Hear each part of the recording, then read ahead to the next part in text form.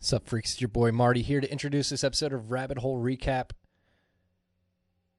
Good rip. We didn't do a live rip this week because I want to make sure my audio and video equipment is set up perfectly for you freaks. There were some complaints about the audio quality, so we decided we're going to axe the live shows until my setup is more conducive for that. We don't want to degrade the quality of this production just to get video out there. We want to make sure we do it correctly, so sorry if you guys are liking the live streams and missed out this week, but we want to make sure the quality is at a level that makes it good for the people who only listen via podcast apps as well. This episode is brought to you by our good friends at the motherfucking Cash App. Cash App's helping you stack sats, send sats, receive sats, and sell sats if you so please. We're saying sats because sats are the standard. We're not buying fractions of Bitcoin. You're buying whole sats. For you freaks who are new to this podcast and to Bitcoin in general, one Bitcoin can be broken into 100 million units known as Satoshis, or sats for short. So you don't have to buy a whole Bitcoin. You can buy sats, and you can do that via the Cash App. You can set up automatic buys. You can DCA in the sats. That's dollar cost average, where you buy a certain amount of sats on a consistent basis. In the Cash App, you can do that daily, weekly, or bi-weekly. On top of that, they have their Boost program, which is allowing you to get sats back if they have the Bitcoin Boost enabled. I believe that's 3 to 5% right now in some places. On top of that, bank app, Cash App can be your bank account. They have account numbers and routing numbers, so you can get your paychecks direct deposited into the app, and a whole bunch of other cool stuff that they're working on, including the Boost program outside of the Bitcoin rewards. You can go save money at merchants if you don't want to stack sats when you're spending. So if you haven't downloaded the Cash App, make sure you go use the code STACKINGSATS, STACKINGSATS. You're going to get $10, and $10 is going to go to our good friends at Owls Lacrosse. That's Owls Lacrosse.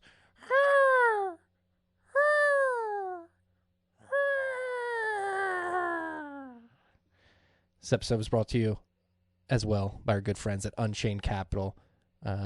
Unchained Capital is building one of my favorite businesses in the space. They are bringing financial services to Bitcoiners with security in mind, and the best way they show that they have security in mind is via their Vault product, which allows you to engage in a multi-sig quorum with Unchained, in which you hold 2 keys, Unchained holds 1. You can always move your Bitcoin out of the Unchained vault by yourself using your 2 keys, but if you ever need Unchained there to help you along the way, they have their key as well, and they're offering a white glove concierge service to onboard you onto the Vault product specifically. They're going to have multiple voice calls with you to get you comfortable with multi-sig in general, how it works, why you should be thinking about it, especially if you're holding a good amount of Bitcoin and it represents a significant amount of your wealth currently. Multi-sig in collaborative custody model is a very secure way to store your Bitcoin. Unchained is helping you out there. This concierge service, again, are going to get you comfortable with multi-sig, get you comfortable with their Vault product specifically, how it works, how you get your keys into it and sign your keys. They're going to get you hardware wallets and walk you through the process of setting those hardware wallets up, backing them up, and ways in which to make that backup secure. And then at the end, you're going to set up your Vault. You're going to have 2 keys. Unchained's going to have 1, and they're going to dump $1,000 worth of Bitcoin into your Vault for you. That's a $1,500 package, but they're going to offer that to you freaks for $50 off, $1,450. And again, you get the video conference calls, you get the hardware wallets, and you get $1,000 worth of Bitcoin in your Vault at the end of the day. So go to www.unchained-capital to check out everything they're doing. We're going to link to the concierge service specifically in the show notes. So if you're interested in that, make sure you peep the show notes and go check out that link specifically.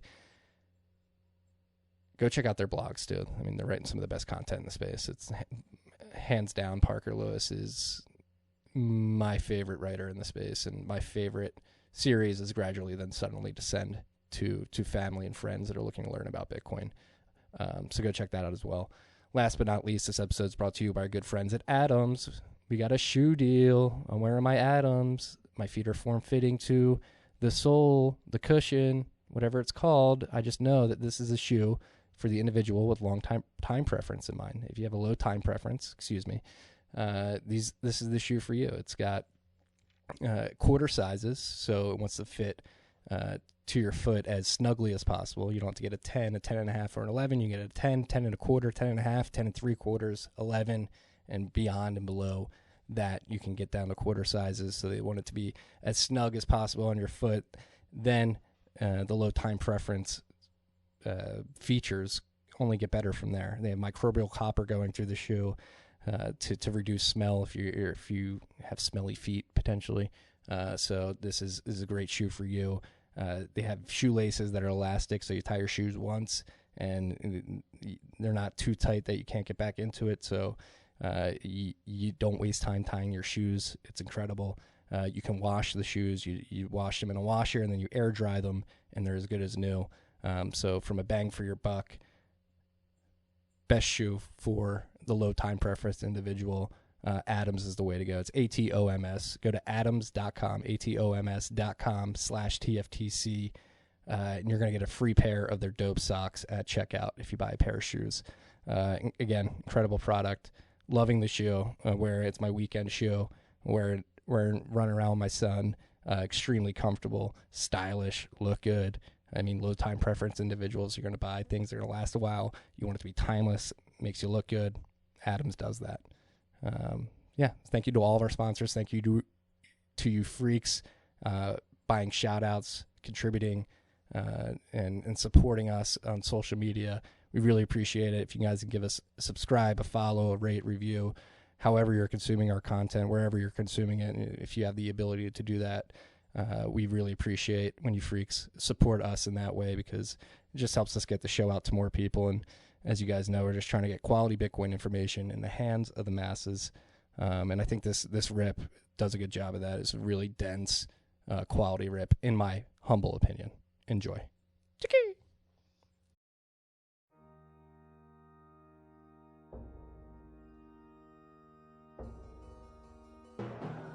You've had a dynamic where money's become freer than free.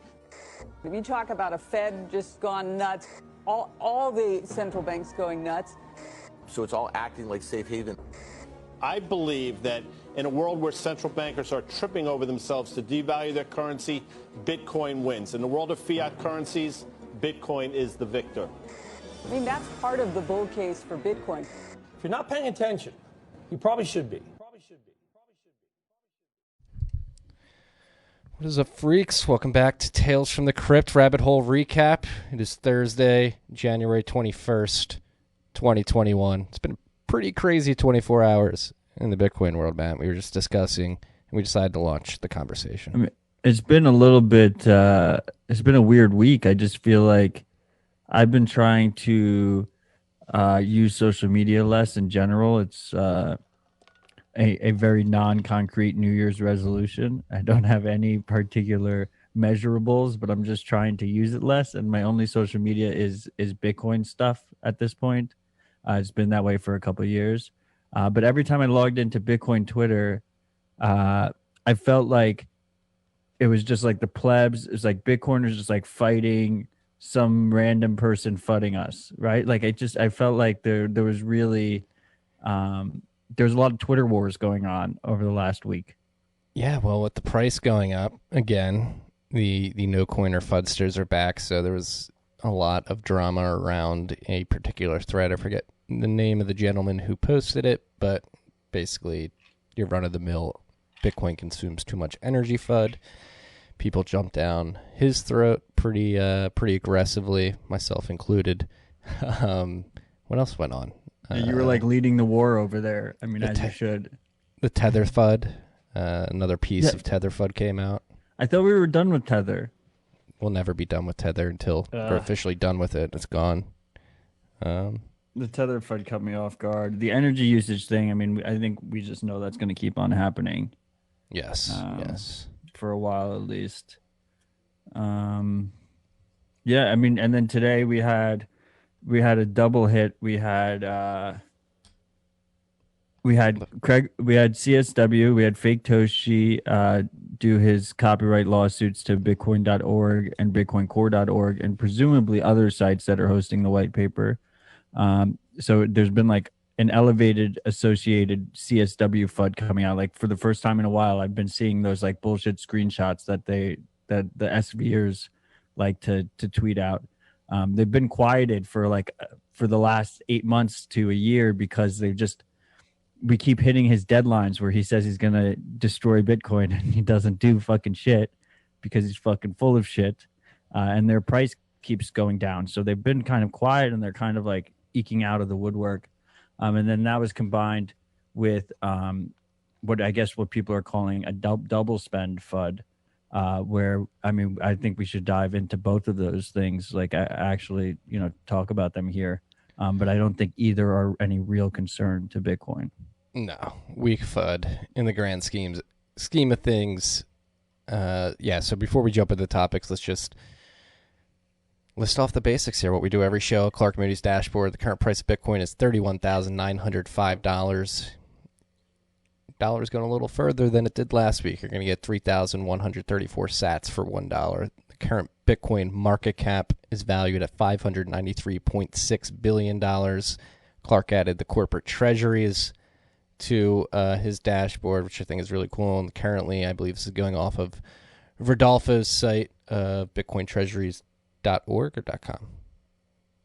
I don't know. .org. .org. I thought it was .org.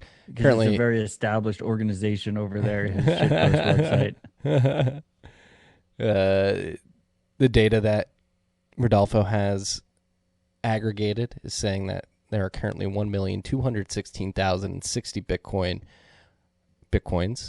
Bitcoin on corporate balance sheets right now. That's 6.54% of the total supply. Oh, he has both domains. And that is worth $38.8 billion. He has the .com and the .org. Yes. We did not have a difficulty adjustment. Currently, blocks are coming in only 10 seconds quicker than the 10-minute block target, which is interesting. That's why I'm looking at the wrong stat. The next slated difficulty adjustment is estimated to be 1.9% upward adjustment, and that's estimated to be on January 23rd, 2021, so at some point this weekend. I was looking at the last difficulty adjustment, which was an increase of 10.8%. That's why it confused me. Mempool transactions, there's currently 67,552 transactions in Clark's mempool. The lowest sat per byte that you're going to be able to get in, according to Clark's dashboard, is 5 sat per byte, and you'll have to wait a week to get that confirmed. With his estimators, currently Samurai Whirlpool has 2,252.54 BTC in liquidity. That's $71.9 million. I think the price fall over the last week has taken Whirlpool away from its U.S. dollar all-time high, but it's still hovering around its Bitcoin liquidity all-time high, potentially there right now.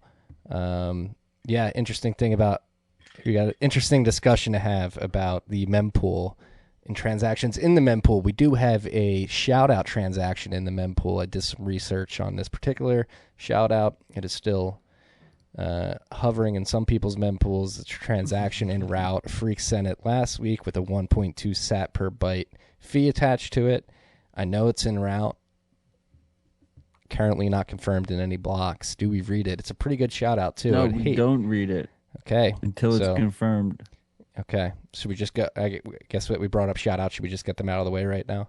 I mean, I think that's a perfect explanation of the double spend situation. Okay. Yeah. So let's use this to explain the double spend situation. So this is not an invalid transaction right now. It just hasn't been confirmed in a block. A freak sent a shout out worth of $50 worth of Bitcoin, approximately 140,000 sats. Due to BTC Pay Server, I can look up the transaction ID, and using that, I can see that this freak sent a transaction with a 1.2 sat per byte fee. Again, looking at Clark's dashboard, doesn't look like that's going to get confirmed in a block. Ooh, actually just clicked the transaction. It's not found anymore, so it's not even in a mempool.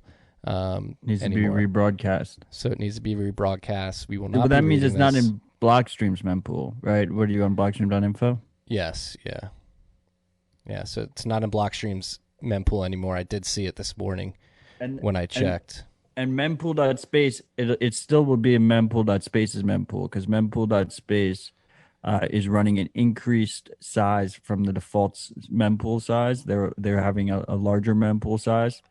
And they actually now on their website show what that cutoff is. So, I mean, if we go to their website right now, I presume the cutoff is above 1.2 sats per byte. And that's why this transaction has been dropped from the default ones. Yeah, they're saying less than 2.6 sats per byte are getting dropped out of default mempools. And maybe Blockstream has a slightly larger than default, but not quite enough.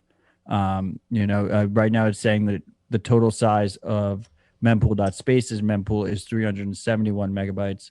The default is 300. So there's a 71 overhang there that basically those funds can still be confirmed in the future, but you need to rebroadcast them so that they hit everyone's mempool again once the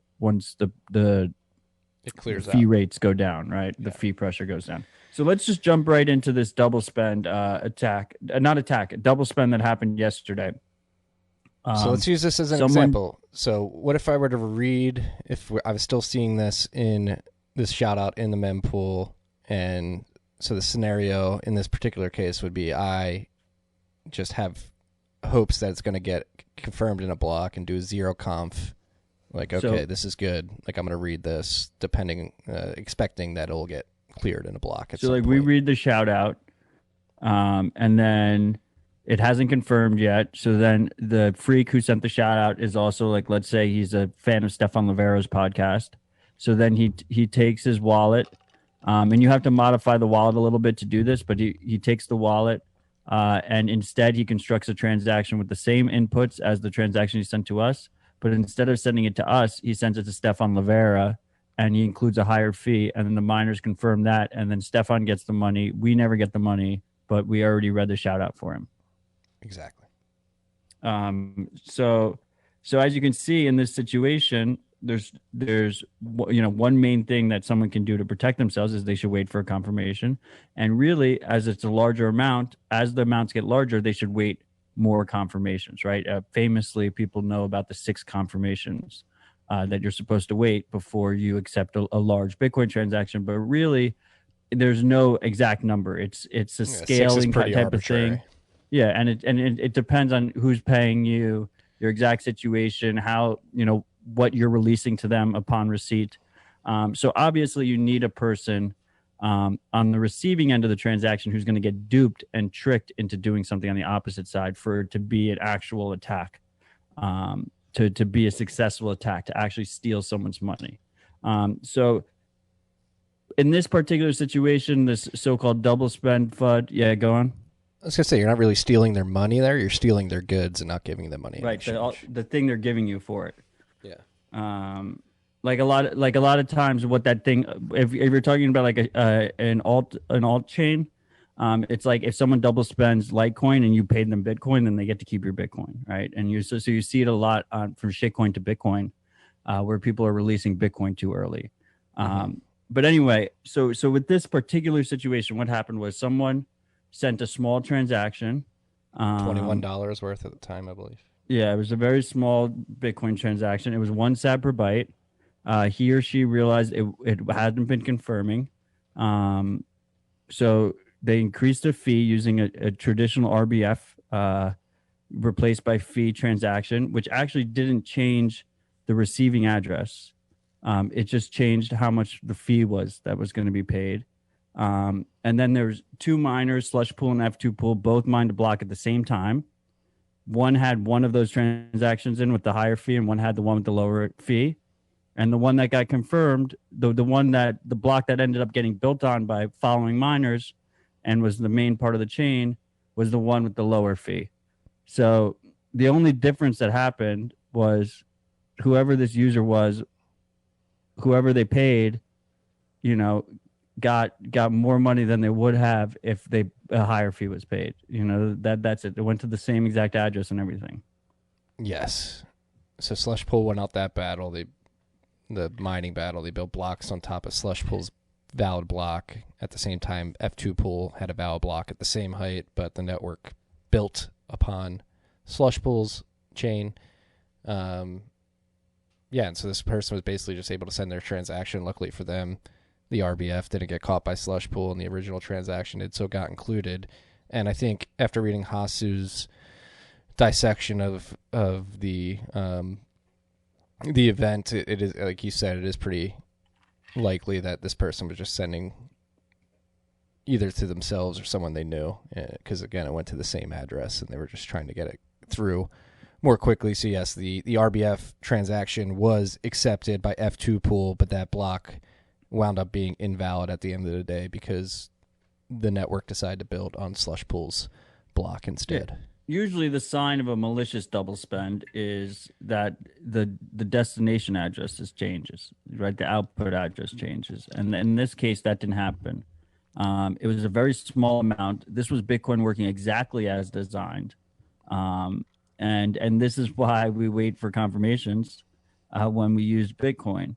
I'd like to just add on top of this, not only should this not concern you as a Bitcoiner, I mean, this is definitely something that people should be aware of and understand how this dynamic works. I mean, it's key to the whole Bitcoin model, right? The game theory model. But this idea that it's the reason that the price fell 10% is like absolute bullshit. Ludicrous. Yeah. Like maybe your friend Joe or like your Uncle Jim or whatever, your uncle, not Uncle Jim because he knows what's going on, but like Uncle Bob like texted you and he like panic sold like his $75 worth of Bitcoin on Coinbase. But like no one with like a considerable amount of money was panic selling off of Bitcoin working as designed. I find that extremely hard to believe. Bitcoin dumps, like that. This is what happens. It doesn't just go straight up forever. I mean, it does, but it's going to have hills and valleys in the short term.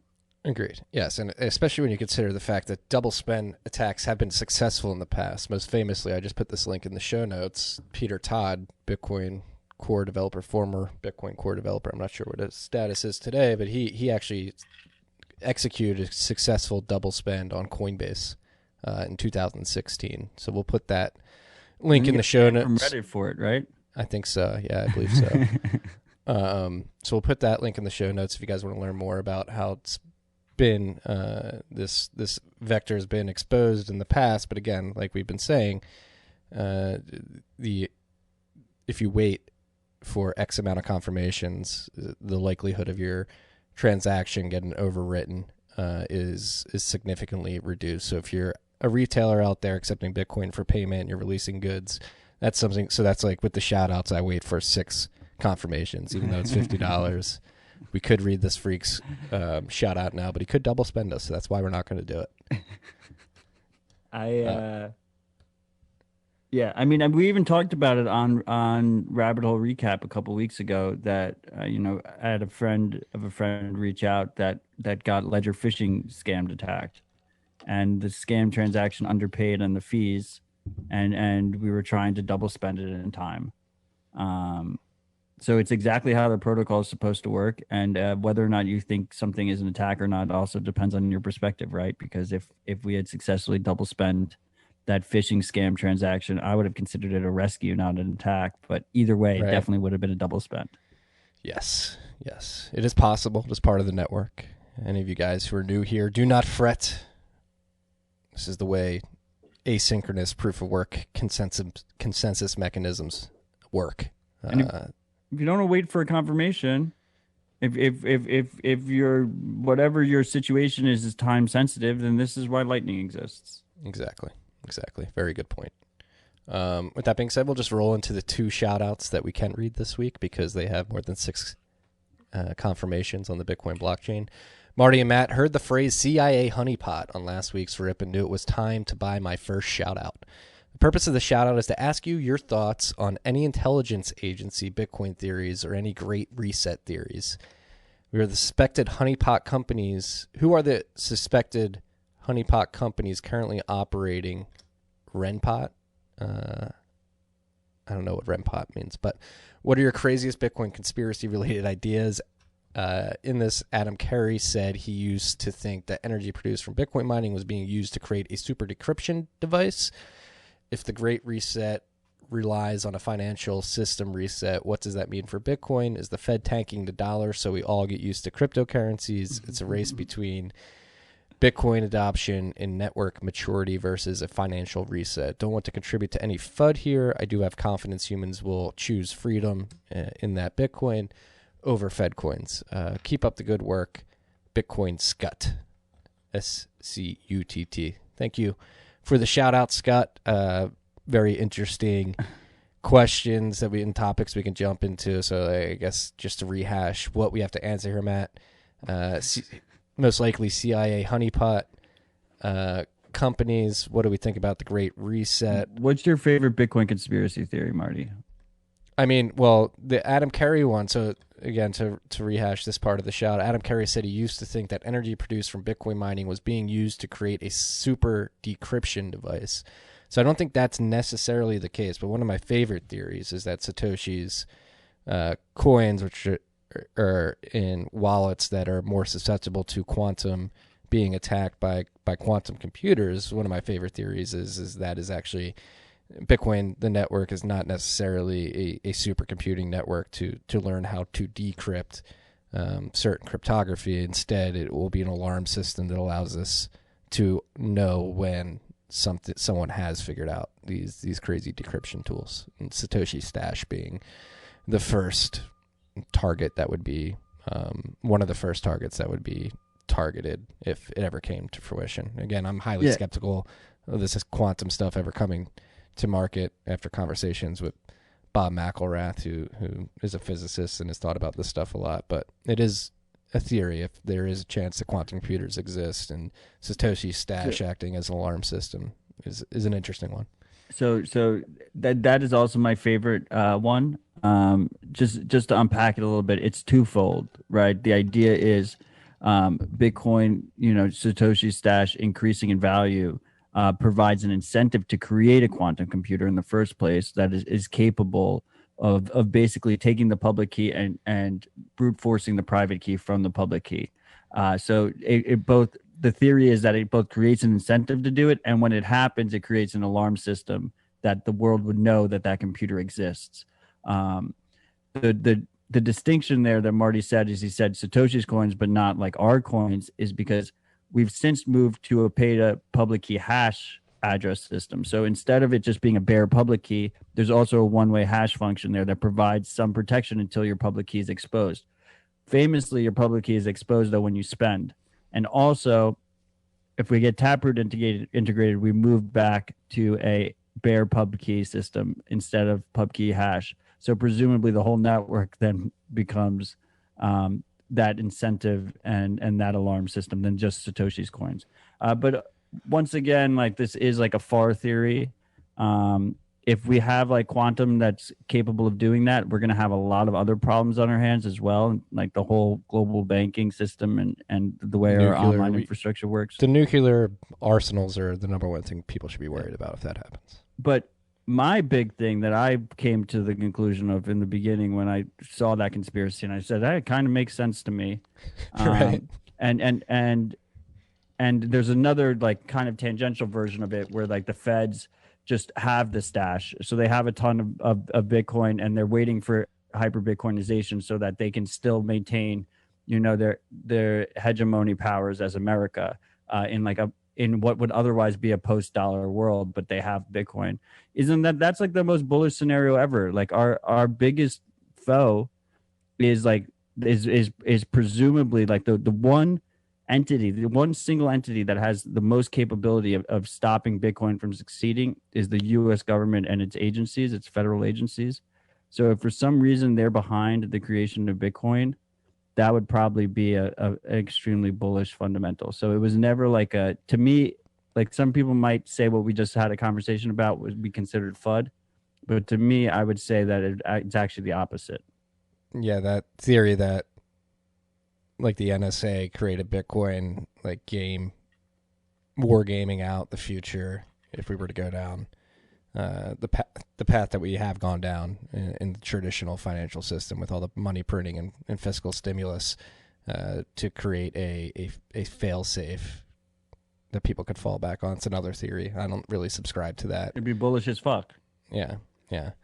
But it is interesting in terms of CIA honeypots. I mean, I think they're pretty out in the open too. Like exchanges, we talk about anything that's KYC, AML, all that information is going to these agencies. So VPNs, like a bunch of VPN providers are probably CIA honeypots. Like, if you want to get really tinfoil hatty, like hardware wallets could be susceptible to it. Yeah, obviously Tor is a love-hate relationship. Who the hell knows what's going on there? People like throwing the ball at Signal. Yeah. This is why open source is important, right? Because if you don't have open source, you have to take companies and developers at their word. You have to trust them, and they could be doing shady shit behind the scenes. But if you have open source software, then at least some people can prove and verify those claims. It's not just a trust-based relationship. And if you learn how to verify signatures and stuff like that, then you can base your trust off of a more distributed trust model than just trusting like any particular company. That's the key. That's the key. Provable and verifiable. Yes. So another question here, is the Fed tanking the dollar so we all get used to cryptocurrencies? I would argue no, and I wrote about it this morning. Like I think on both the monetary and the fiscal side, the Fed, in conjunction with the Treasury and House of Congress and the Senate, has backed themselves into a corner out of hubris. Again, we talk about this ad nauseum in this podcast, but going all the way back to 1970s when we went off the gold standard. I don't know if it's a controlled demolition of the economy over the course of decades. I wouldn't say that. I think it's more hubris of the expert class thinking they can micromanage something as complex as a global economy, and the policy decisions they've made in the past to back them into a corner in which they cannot get out of. And the only option they have moving forward, again, we've talked about this a lot, is default via inflation. So I don't think they're tanking the dollar to get people used to Bitcoin and other cryptocurrencies per se. I think it's just the nature of the policy decisions they've made in the past, really handcuffing their ability to do anything politically palatable other than print money. Again, the other option is just outright defaulting on the debt in public, which is, from an optics perspective, just untenable. It's not possible for the political class to do that. Yeah, I don't think it's like some massive conspiracy. I think these organizations are run by people. No one really knows what's going on. Everyone's just kind of like flying by wire and just going with it. And they have faulty incentives. They have these very short-term incentives where they're not going to be around. So one thing has led to the next, and the current guys, and ladies that are in power over there, just they have nothing. There's no tools at their disposal. They got to just keep digging the hole. You can't go back now. It's too late to go back now. And fortunately, we have Bitcoin as a lifeboat. But there's a lot of scenarios where we didn't have Bitcoin here. So thank fucking God we got Bitcoin. Yeah, thank God we have Bitcoin. Shout out to Scott. Thank you for the very thought-provoking shout out. Second shout out, last shout out of the day. We're supposed to have 3, but we have a transaction waiting in somebody's mempool. Matt and Marty, have some Wayne Gretzky number 99 Canadian whiskey to sip on while watching adult lacrosse, aka hockey. I don't know why Canadians like to shit on their national sport, which is lacrosse and not hockey. So I love hockey. I'm never going to shit on it, but like lacrosse is a very high quality sport. I recommend people play and encourage their children to play. Freaks, the dream is real. I've quit my fiat 9 to 5 and will be exploring the world in an RV with my family. My wife is an absolute smoke show and is ready to homeschool the kids with me. She's starting to tell her friends HFSP like a true Bitcoin maxi. My boomer father is converted and is now onboarding his early adopter boomer friends. My financial advisor friend is finally not arguing and is now asking how to do things in Bitcoin. Remember, you are the lighthouse shining the way for everyone around you. Stand your ground, buckle up your big boy / girl pants and stack those sats. Yours truly, MN_HODL, born again Nim after leaving the fiat world. Well, congratulations on your departure from the fiat world in 9 to 5 and freedom in the RV. I wish you well. I don't want to assume any situation. I'm assuming you're doing this in a good financial situation, but I think this is a good opportunity to bring up a lot of people, especially during bull runs, try to quit their jobs thinking they're going to live the dream on Bitcoin for the rest of their lives. Just if you're working, keep working. And you can keep making cuck bucks and stacking sats with those. Do that. But it seems like our boy MN_HODL is living the dream right now. Congrats on your release from that 9 to 5 fiat hell. I mean, if you can comfortably escape the fiat mines, then by all means do it. But we're mining the most out of that fiat mine that we can possibly get. It's diminishing quickly. Let me put it that way. The amount we can get out of the fiat mines is diminishing very quickly. I just wanted to add there that, I mean, like, if you're truly pro hockey, then really the phrasing should be that lacrosse is child's hockey, not that hockey is adults lacrosse. You need to switch the unit of account. Yeah, invert that. Yes. But cheers, Freak. I'm jealous of the RV lifestyle. I dig it.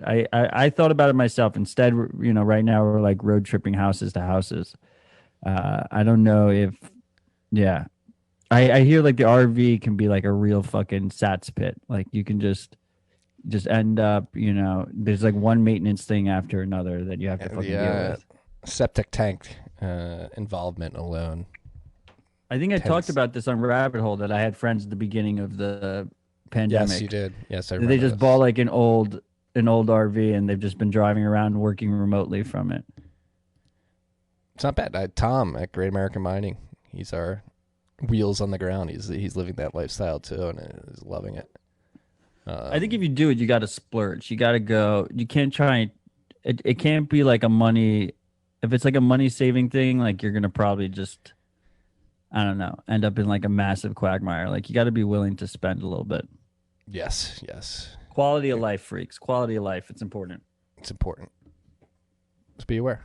Shout out to Scut and MN_HODL for the shout outs. We love the shout outs. We love interacting with you freaks. We get great pleasure. If any of you freaks are listening, you want to purchase a shout out, you can do so at tftc.io/contribute. Yeah, if you're listening to this wherever you are, Apple Podcasts, YouTube, Spotify, podcast apps, everywhere, RSS feeds. If you're RSS feed, if you're picking up the RSS feed, you already are subscribed, essentially. Subscribe, hit that subscribe button, get us a rate, a review. It goes a long way. Again, we're just trying to get quality information out there, especially as the FUD keeps rolling and rolling in. So we already dismantled the double spend FUD, and next up is Craig Wright is back. I know we mentioned it in the beginning of the episode, but I think we should give this some more tick here. What is going on? Is there anything to worry about? And it is a pretty nuanced situation. The position some core devs have been put in, and the reaction from the community this morning was highly encouraging. But let's get your perspective on it first, Matt. I mean, so like the overarching thing is we have CSW out there who's been pretending to be Satoshi now for 5 years. Yeah, I don't know, a lot of years. And he's clearly not Satoshi. He's obviously full of shit. The two key things is that he keeps pretending he has Bitcoin, but has never proven that he has Bitcoin. The cool part about Bitcoin is that you can easily, in a trust minimized way, verify, like show in a verifiable way that you own Bitcoin and which Bitcoin you own. By just signing a message. You don't have to put any funds at risk or anything, and you can just verifiably prove it, which he never has. The simple man's way of doing it is you can send a Bitcoin transaction, which he has never done. So instead, he just plays all these legal fucking games. while talking shit. They constantly move the deadlines. They go, oh, he's going to sell all his coins in February. Wait till you see what happens in March. Wait till you see what happens in June. And they just keep moving the fucking deadlines. So you stamp it, you continue on, and you move along. But the most recent situation is that it appears that he's suing people over the Bitcoin white paper and saying that he's Satoshi, so it's his copyright, and that he doesn't allow you to host it. The two main sites he hit was bitcoin.org and bitcoincore.org. Bitcoin.org told him to go fuck himself, and bitcoincore.org appears like really quickly, but after a couple acts, on the repo, removed it from their site. Like within like 2 hours, they like removed it from the site. So then Cobra, who runs bitcoin.org, wrote a whole blog post about it, calling them out for it. And on a positive note, the positive note is that we saw like the community step up, and just so many people and organizations started posting it, just straight up Streisand affecting. This PDF was everywhere, like within a matter of a couple of hours. We did our best at TFTC to contribute to this effort. We have screenshots of the white paper on our site. I'm too dumb to figure out how to link to a PDF, so that's the best we can do right now. DJ, if you're listening, let's figure that out. We have PDFs up. At Square Crypto has a PDF up. Bitcoin Magazine has a PDF up. A lot of pretty much like everyone put them up. I put it up on my personal website. I posted the screenshots onto Twitter. People are posting to Bitcoin Rabbi annotated the whole thing on Twitter, like did like a fucking like 25 30 tweet Bitcoin white paper thread. So it's out there, it's everywhere. I don't think that's the point though. I think it's really good to see that people do that, and like everyone should keep a local copy. And I think this is one of the reasons torrents are really important. I'm seeding a torrent that has the white paper. I seed a torrent that has the last couple of versions of Bitcoin Core. I seed that torrent as well. This is a perfect example of where torrents are underappreciated. But I was just curious, like your opinion on Bitcoin Core removing it like so quickly and just like falling in line. Yeah, full disclosure, I didn't do a complete dissection of the GitHub repo of Bitcoin Core.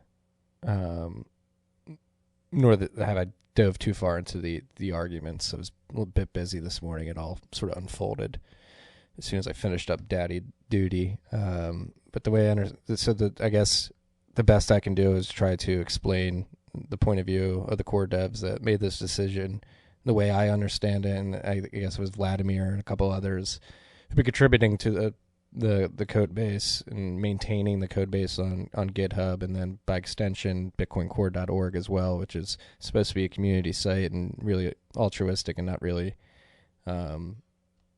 meant for commercial purposes other than distributing news about Bitcoin Core and the code.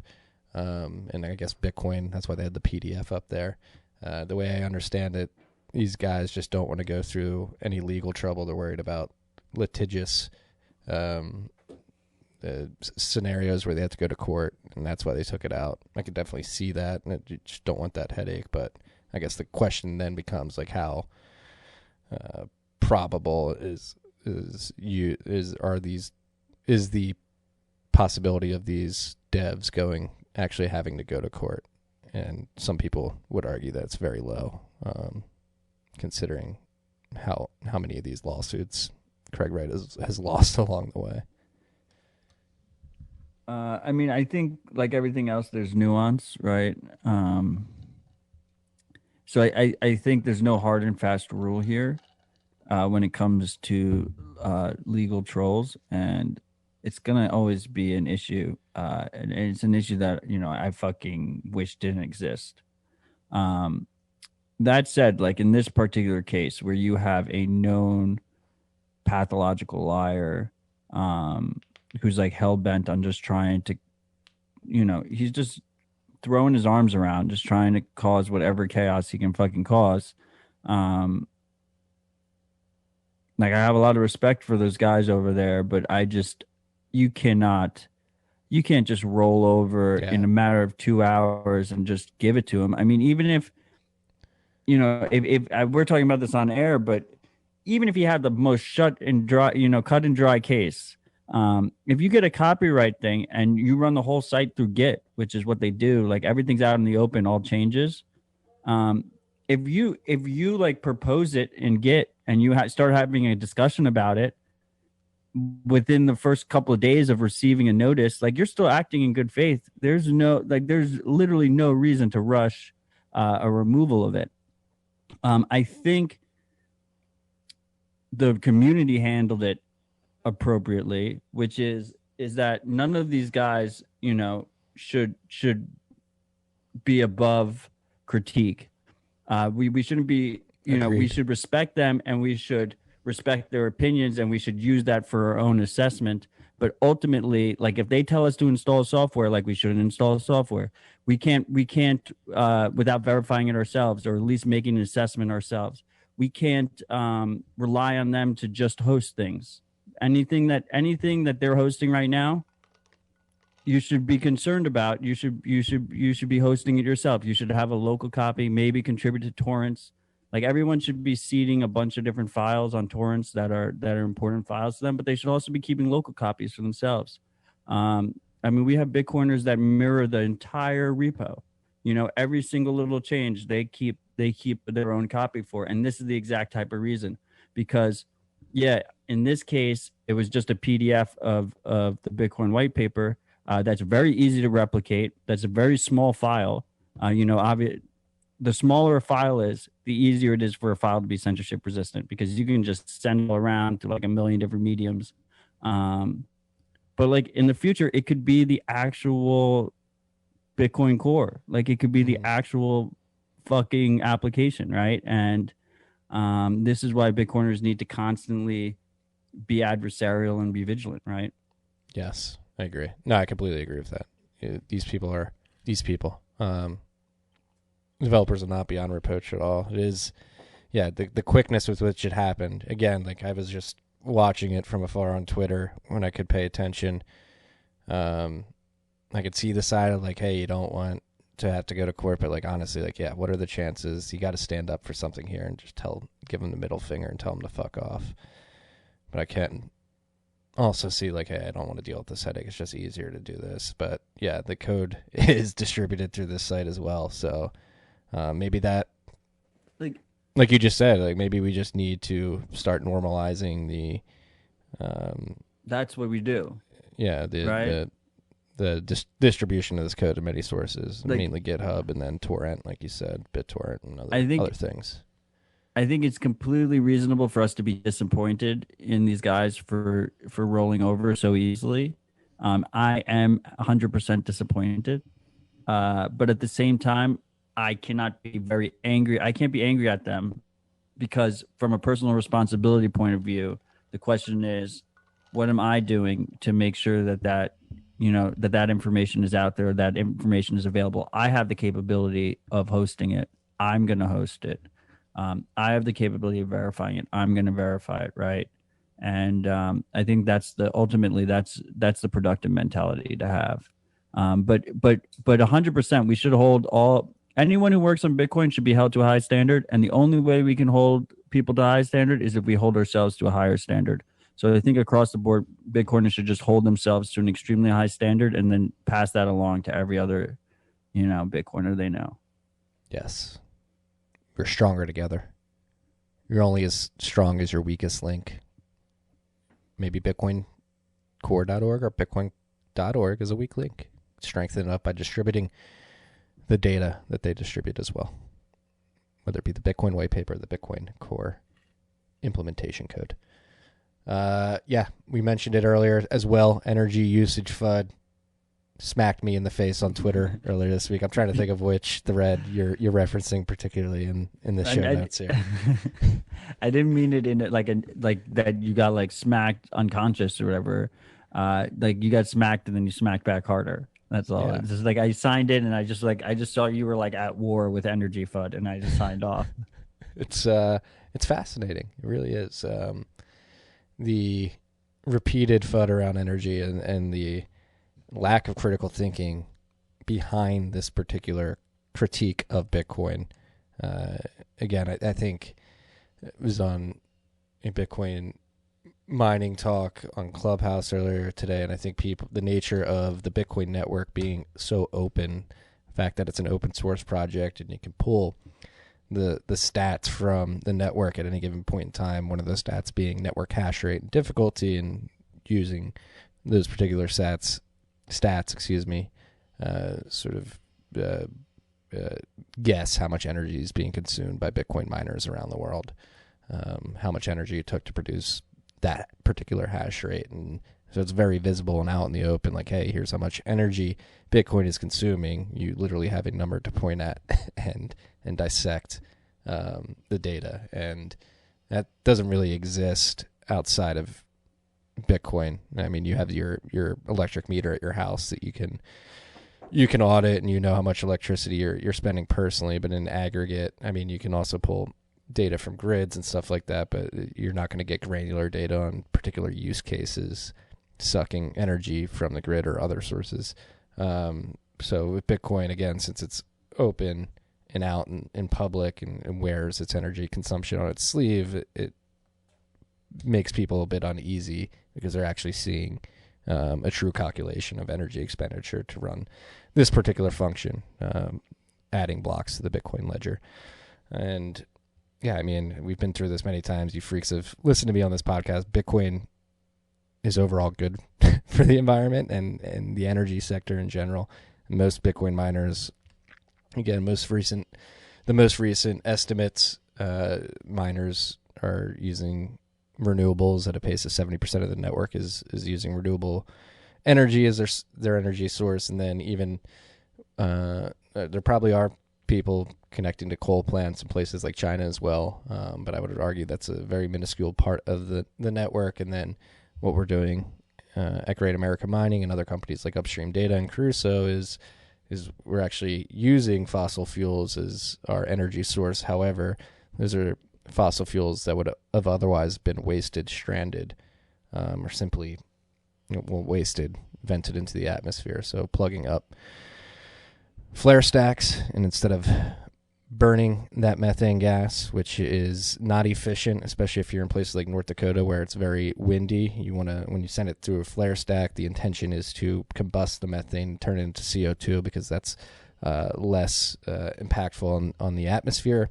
However, due to the windy conditions in some of these oil fields, that flare stack flows in the wind, and you actually have a lot of methane leak. They're not as efficient as people would like them to be. So again, methane leaking into the atmosphere is 30 or 40 to 50 times worse than CO2. So Bitcoin miners are actually helping reduce methane leak into the atmosphere by showing up to these places instead of running that methane through a flare stack where you're not really sure the efficiency of the stack. You can run it through an EPA certified combustion engine where you know it's going to be 100% combusted, 99.9% I think is the number the industry likes to go with. But yeah, it helps out. The energy FUD, again, is driven by lack of critical thinking and the fact that Bitcoin's energy consumption is out in the open. It wears it on its sleeve. It's part of the network. It's just something that comes with it. There's literally a direct profit incentive, a direct financial incentive to be better for the environment. Yes. Like if you're, yes, that's ridiculous. And the disconnect is so far. The disconnect is so far that really, like, if someone repeats this line enough, it's just the assumption is they're automatically acting in bad faith. Yes. You give them a chance in the beginning. If they intentionally decide to ignore that, then I think the key with routine Bitcoin deniers, delinquent Bitcoin deniers, people that are just constantly just repeating the same shit and just they don't want to learn, they don't want to actually look into the discussion or the arguments, is you have to then pivot your responses. Your responses are no longer for them, and your responses are for their audience. Specifically on Twitter, if you're responding to someone and they have 40,000 environmentalist focused people all watching their Twitter feed, it's important to stay productive and try and show the light to those 40,000 people that follow them rather than that one person who's intentionally digging their hand in the sand for a different reason, right? They're not acting in good faith. They don't actually want to see environmental improvements. Yes. And then going back to the lack of critical thinking, there's a huge misunderstanding that pervades society, is that we don't have enough energy on this planet. The problem is that's the exact opposite. We have so much energy we don't know how to harness. Our problem as a society right now is that we cannot harness and transport most of the energy sources that exist on this planet. It just hasn't been possible. And so Bitcoin, particularly via proof of work mining, incentivizes humans to go be productive with the abundance of energy that we have on this planet. So it is human prosperity increases with energy consumption. So you actually want to consume more energy. You just want to do it as efficiently and for purposes that are overall beneficial for society. So that's why I'm very passionate about Bitcoin and what we're doing at Great American Mining. Are you being a hypocrite here, Marty? No, you talked about Joe Weisenthal calling me out earlier this week. No, I'm saying because you say like consume, like it's the negative, like people shouldn't be prioritizing consumption, and now you're saying that people should prioritize consumption of energy. See, I wrote about this earlier this week. Obviously, didn't read the bent. I'm not against consumption. I'm against conspicuous consumption and the type of consumption that's incentivized by perverse incentives that are set up by the monetary system that we've been forced to live under. It leads to a misallocation of capital, and the inflationary nature of the currency makes it so people are forced to consume on things they may have otherwise not consumed if their money wasn't losing purchasing power over time.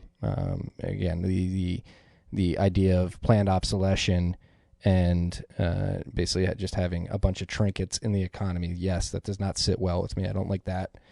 And again, I mean, this is me personally. Who am I to judge what anybody's consuming stuff for? I just do think in a Bitcoin standard and a better sound monetary system, the opportunity costs shift pretty dramatically. And yes, we will probably consume more, but due to the fact that opportunity costs are more significant in a monetary system with a sound monetary good, you're gonna see consumption on things that are overall beneficial to society, in my opinion. Yeah, I mean, I think it's a double aspect, right? It's not just the sound money changing time preference of holders. It's also the fact that specifically with energy consumption, which as humans is probably one of our major spurious consumptions, like our major waste consumptions. I'm looking right now, like it's daylight out and the bathroom I can see from my recording has the light on, right? And I just like, that light should not be on. Like there's no reason for that light to be on. I'm looking at it right now, tethered to my computer, so I'm not going to get up and do it. But if I could get stats instead for that energy that I'm using, then I have a financial incentive to not turn on that light, right? So there's when you have this base level reward,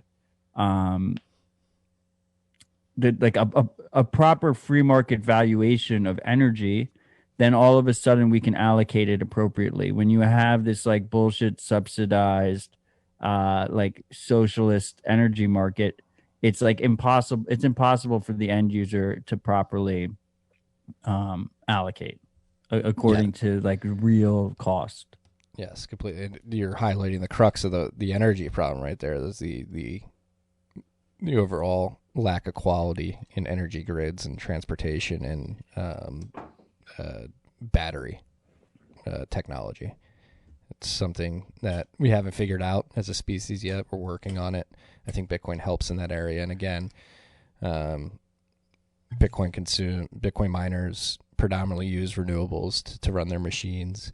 And when they are using fossil fuels, I tend to think they're actually creating efficiencies and actually a positive EV for the globe. And luckily, again, like you said, you don't want to have this subsidized energy industry.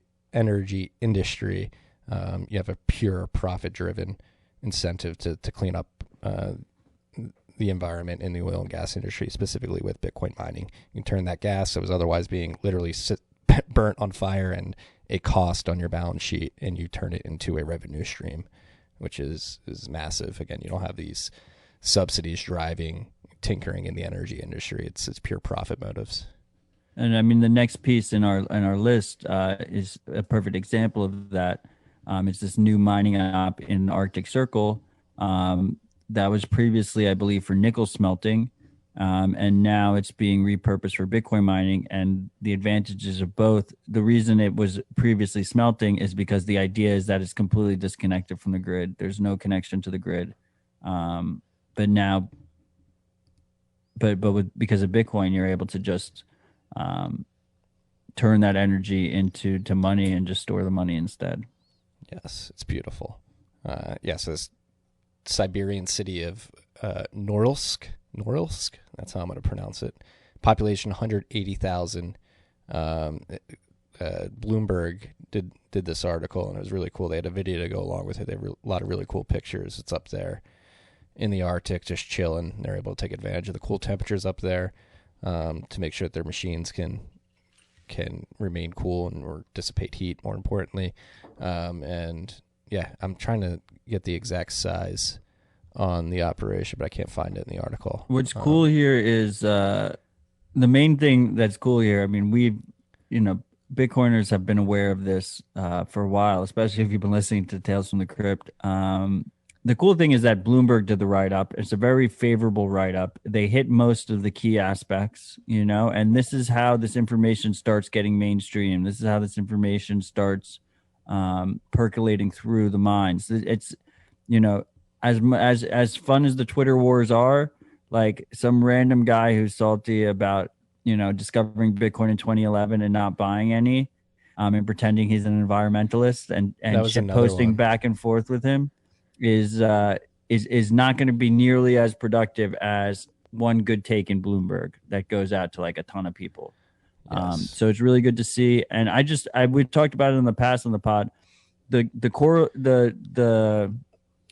similarities to aluminum and nickel smelting is very interesting because these are both high power intensive operations that don't need to be attached to a grid. So there's a ton of comparisons that you can make there. And I think it's a really cool idea of comparing the two industries. Yeah. No, and that's like what BitCluster, which is the Bitcoin mining company in the story, is doing. A lot of these smelting factories are abandoned across the world, but they're still hooked up to an energy source that's just sitting there dormant. And again, Bitcoin miners are energy pirates. They will travel to anywhere in the world where there's cheap energy production. And I found it. Doesn't say its size right now, but BitCluster is set to double its capacity to 31 megawatts this year. So pretty sizable mining operation. Shout out to the team at BitCluster and Bloomberg. You got to give props where props are due. A good piece.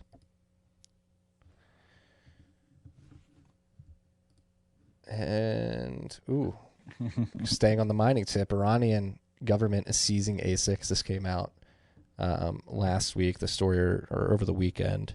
And this, like, Iran's turning into the new China FUD. I mean, not that Iran FUD has the same effect on the markets that China FUD used to in the past, but it seems like their government is whipsawing its decisions around Bitcoin. So yeah, it's started to seize miners. It seems like the government is thirsty for those sats.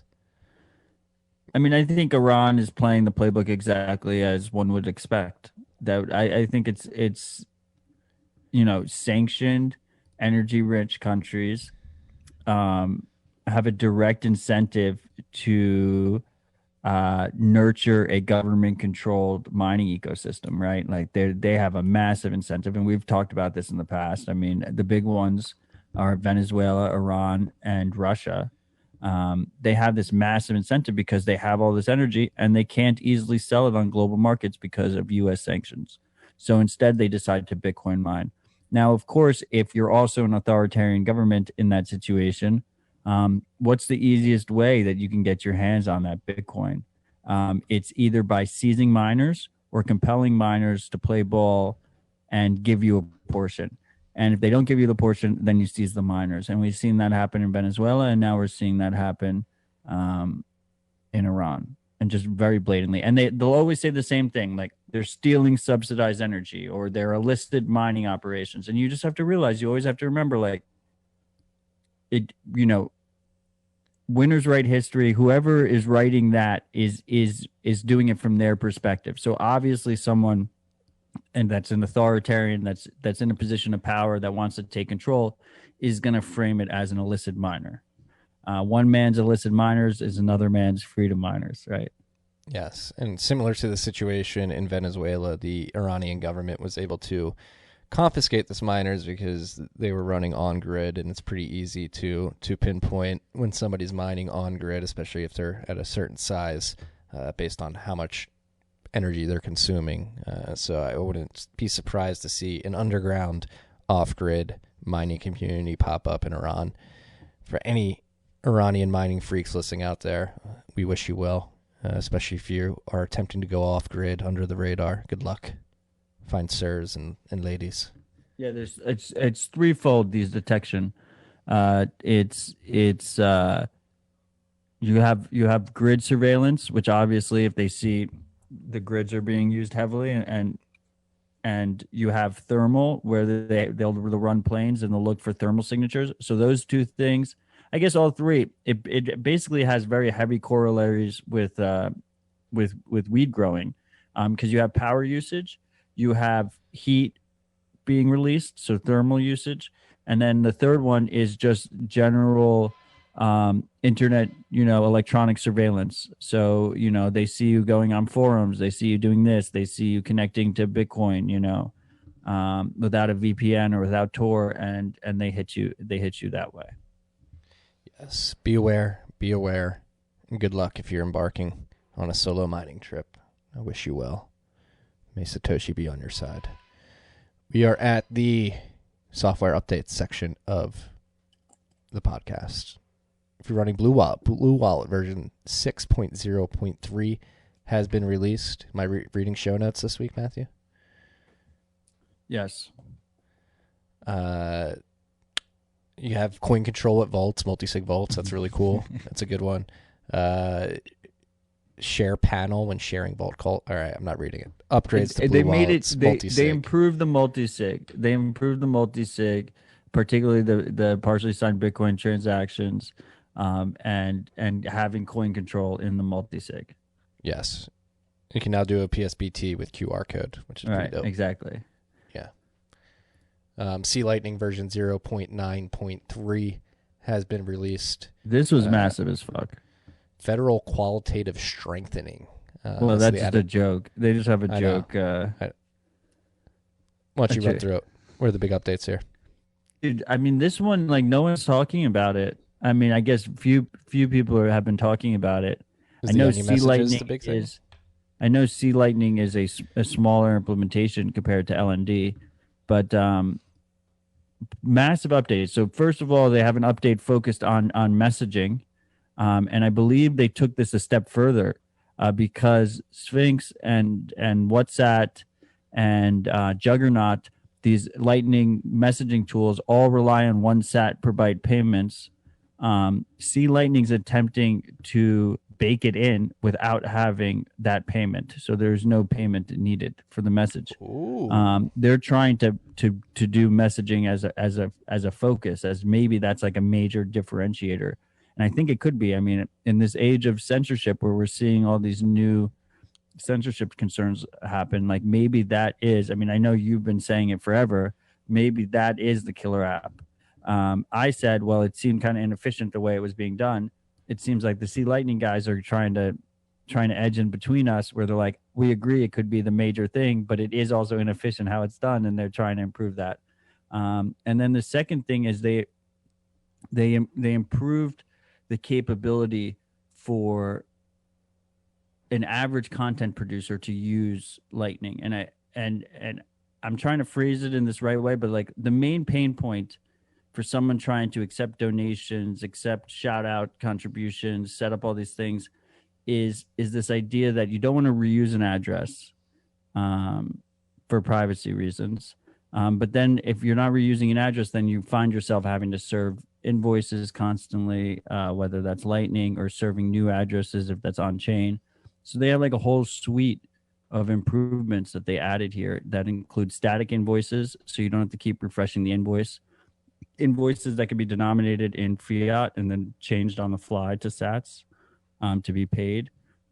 Provable donations, so you get the same benefits as key send, but really instead of key send where you're just sending to a pub key, it makes an actual invoice on the fly, and that allows you to have a receipt of your donation, and then a way of handling reoccurring payments, subscriptions. But it's really not a traditional subscription the way you would think about it, where payments are getting pulled out of a user's account. Really what's happening is the user is requesting a brand new invoice every time that they want to make their reoccurring payment. So it's on the client side. It's still a push system, but it allows for subscriptions. Yeah. Shout out to the C Lightning team. Yeah, so for any of you freaks who've heard us talk about Lightning, relatively new to Bitcoin, Lightning is a second layer solution to allow Bitcoiners to send Bitcoin quickly, instantly, and for a very low fee to use it more for the medium of exchange. They're actually working on some interesting privacy solutions as well. This Onion Messages, I think, helps with that. There's 3 main, or now 4 main implementations, I guess, or maybe 5 even. So you have C Lightning, which we've been talking about. LND is probably the most popular. Eclair by Async. Rust Lightning, which is what Square Crypto is working on, but then you have Electrum, which has a Python Lightning implementation. Yeah. So 5. Yeah, 5 that I know of off the top of my head. They're all they all follow the same Lightning protocol, but are different implementations. I guess similar to Bitcoin Core versus Bitcoin Knots versus Bitcoin LibBitcoin, and other implement BTCD. And stuff in like practice, that. it's very different, right? Yes. Because like Bitcoin Core just absolutely dominates, where this is it's a bit more competitive. Yeah, a bit more, but still, like LND is probably like 70% or something. That's just pulling it out of my ass. Yeah, I think that's what's native in BTC Pay Server too. Correct. Yeah, but it's a whole different ball game than on chain. Yeah, I mean, I've read about it yesterday. I'm like extremely bullish on Lightning, especially something like Taproot and Schnorr gets implemented. We've had Nadav Cohen and Chris Stewart from Shortbits on this podcast about a year ago now at this point to describe what a transition from HTLC's hash time lock contracts to PTLC's point time lock contracts that would be enabled by Schnorr could do for the Lightning Network in terms of routing and privacy. And so this concept, which I feel stupid that I was ignorant to it until this week, of rendezvous routing, particularly with point time lock contracts. So to take a step back for any of you freaks, like, what the fuck are you talking about? When you open up a channel, you send Bitcoin into a 2-2 multi-sig contract. Right now, the most popular, the only one, is a hash time lock contract. And in the future, a lot of the Lightning developers are excited about the prospect of moving to a new 2-2 multi-sig contract, which would be a point time lock contract. And it would allow, again, really interesting stuff. And again, going back to rendezvous routing, which allows you to send an invoice from your public Lightning node or your private Lightning node, but you're not actually sending an invoice. You're sending a message to another point of the Lightning network where you rendezvous with the counterparty in your transaction, and that message sort of receives the sats and sends it to your public node without revealing your node public key to your counterparty, which sounds very fascinating to me from a privacy perspective. It's like Benjamin Button. You meet in the middle. Yeah. It's a rendezvous of sat soldiers in the wild. Rendezvous routing is. It doesn't need Taproot. It doesn't. No, it exists now, but I think the improvements that come with PTLCs would significantly improve that flow. Basically, the idea is, my understanding is the idea is like right now, if I want to pay someone, I have to know their public key, which is a fixed public key. But with rendezvous routing, I don't have to know their public key. Yes. And if you want to take that to, you want to take it to its practical extension. If I'm withdrawing from Bitfinex right now, if I withdraw through Lightning, they know which node I'm withdrawing to. They know the public key of the node. But if there's rendezvous routing, then they won't know that. Yeah, it's pretty powerful. Bitcoin Dev Kit version 0.3.0 has been released. This is the project that Steve Myers and Marco, oh God, I'm forgetting his name. Fellini, correct? Have been working on, have gotten grants from Square Crypto. Yes, Alekos Fellini, that's his name. Yes. What is his name? It's like 5'3" or something, right? Yeah, let me double check. Yeah, no, it doesn't have his contact info here, but Bitcoin Dev Kit version 0.3.0 has been released if you're experimenting with that. I'm trying to make it easier to make wallets.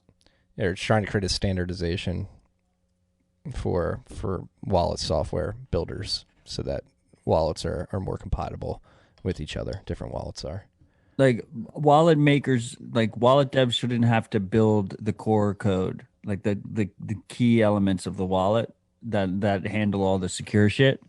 Like they shouldn't have to do that. That's what Bitcoin Development Kit's trying to do. They're trying to do, you take the BDK and then you can make it pretty. You can add your features on top of it, but at least you know the core elements are legit.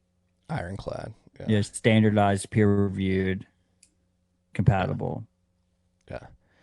So beware. And then we have a separate thing that's Lightning Development Kit. Two separate projects, both being funded by Square Crypto, that are seeking similar goals. Yes. So shout out to all this work that is going on. That was it for software updates.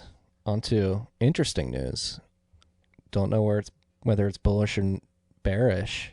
Oh, it's bullish. I'm leaning towards bullish, but no, I mean, I think so. BlackRock announced, they didn't announce anything. People discovered that recent SEC filings that they filed earlier this week or earlier this year. I'm not exactly sure when. I think Macroscope was the first person I saw share them on Twitter.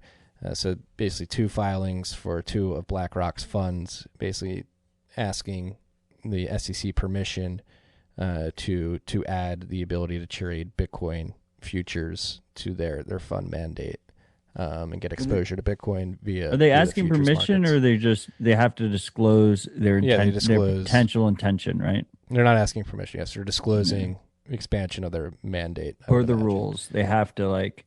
I love this. I love that per the rules, all of these fucking big ass funds have to like basically pull their pants down and let us front run them. They have no choice. They have to do this part, and this should not come as a surprise to anybody. Larry Fink himself came out and was saying positive things about Bitcoin. So it is obviously on their radar. They are the largest fund in the world, right? Like they're the largest. 7.8 trillion under. How do you put that? Asset, the largest asset manager in the world. Is that how people phrase it? Yes, because they have many different funds. Yeah. If you valued their assets under management in Bitcoin, it'd be over 21 million Bitcoin.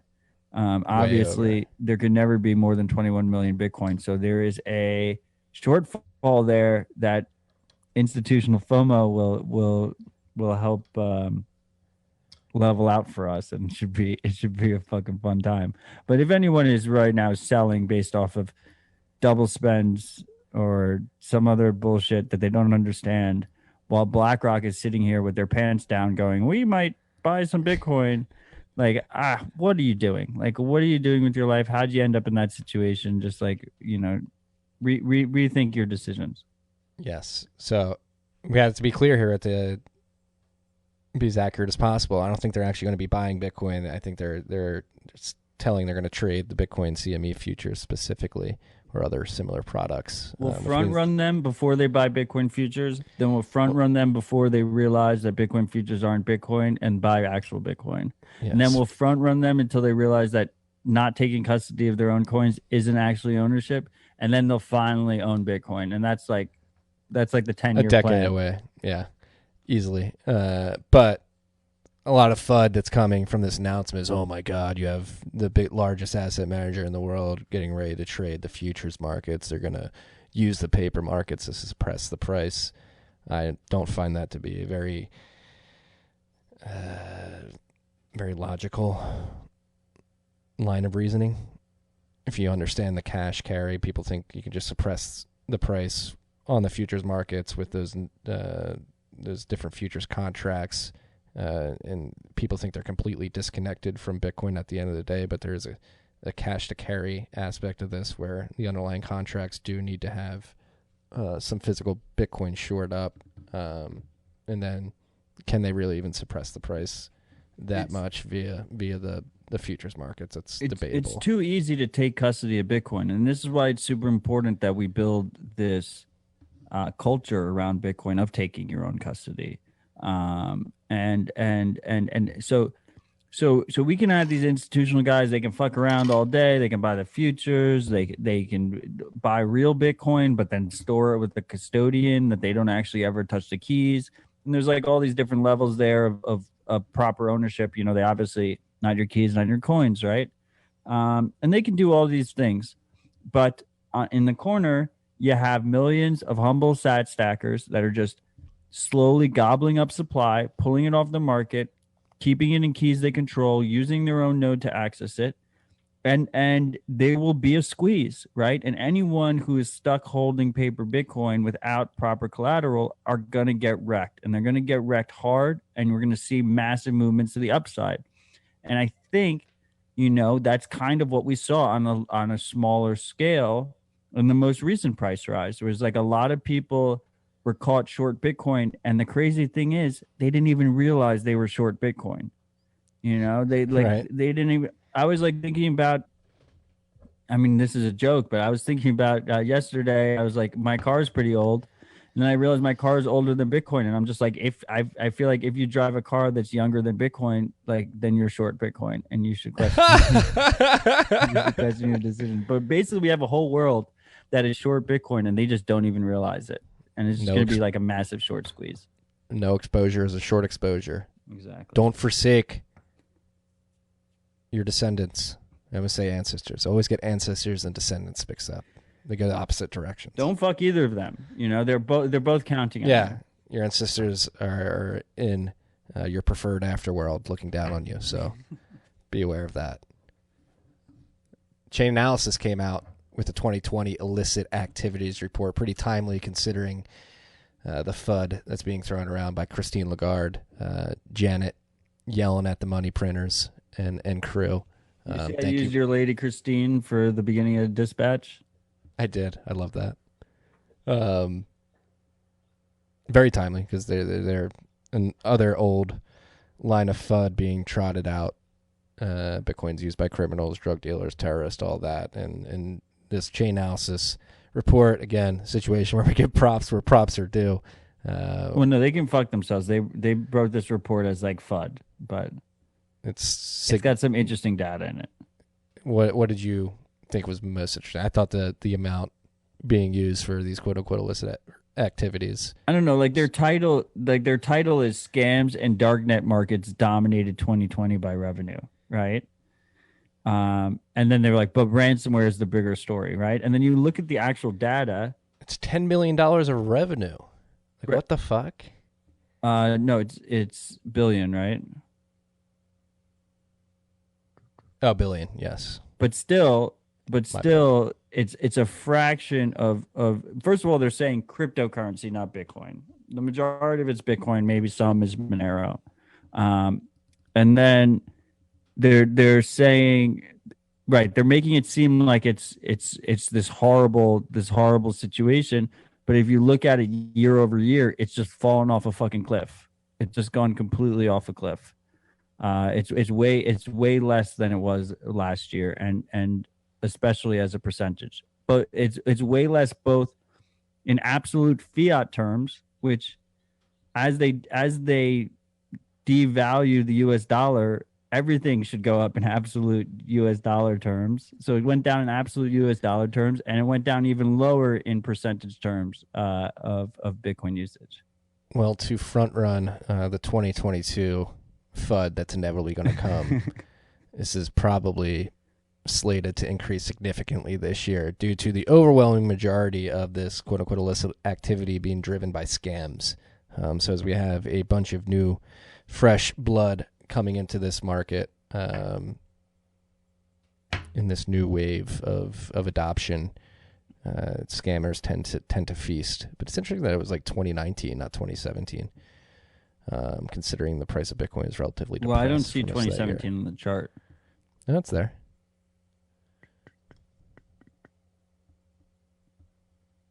Oh, yeah, I see that.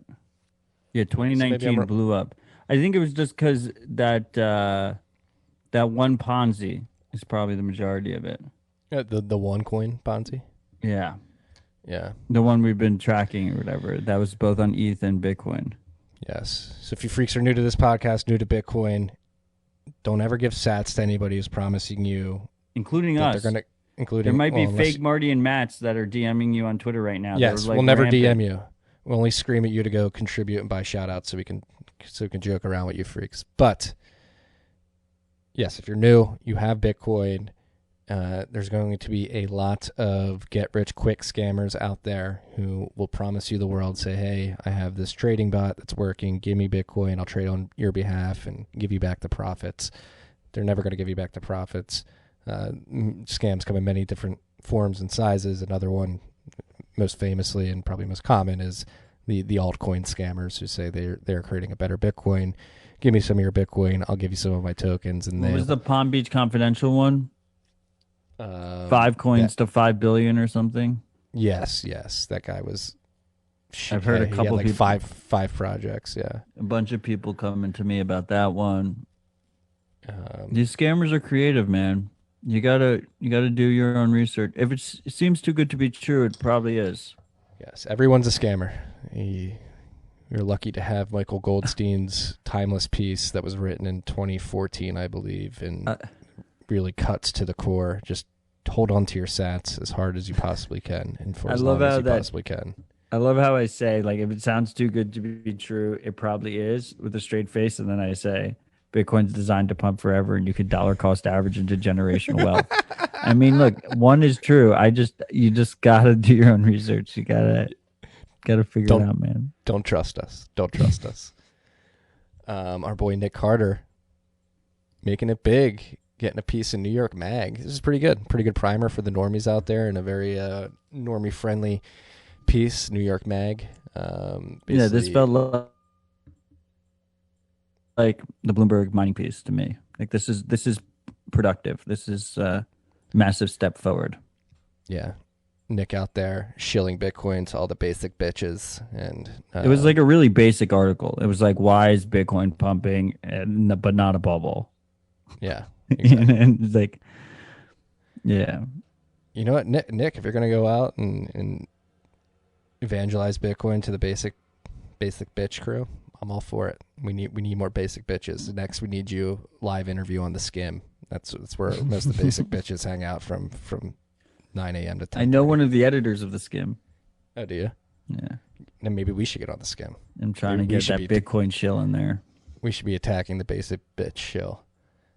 This is really encouraging to see, especially since we've been shilling this product so aggressively over the years. Molvad VPN had a third-party infrastructure audit, correct? Yeah, I mean, so we were talking about earlier, like CIA honeypots. The problem with the VPN is that there's no way to be provable and verifiable that they aren't logging our information. It's impossible. You know, this is something that free open source software does not solve. There's no way to verify the lack of data collection or the deletion of data. So the best we can get is these independent infrastructure audits where the third party company, in this case, I think they're calling themselves Cure 53, is basically putting their reputation on the line. They went through all their systems and they say that everything is good to go. But really, we're still trusting. It just reduces the trust a tiny bit. It's good to see. And worst case scenario, if Mulvad is a honeypot, at least we all got together, and we're all in the We're all in honeypot this together. Yeah, but and again, so beyond this audit, the fact that you can purchase the Mulvad tokens with Bitcoin is encouraging as well, because that helps a little bit with privacy. Let's talk about that, because I got called out because I recommend Mulvad all the time, and they had Bitcoin payments disabled for 28 hours, like a little over a day. Were they upgrading to Beck 32 or something? No, I mean, guys, I love you. Don't freak out about every little bullshit, you know? Like they have been rolling their own fucking... I'm pretty sure they have their own wallet, right? Yeah, they've been rolling their own Bitcoin payment method forever now, for a long fucking time. So they accept Bitcoin in the most sovereign way possible. They do not use BitPay. They do not use a third party. They control their own keys.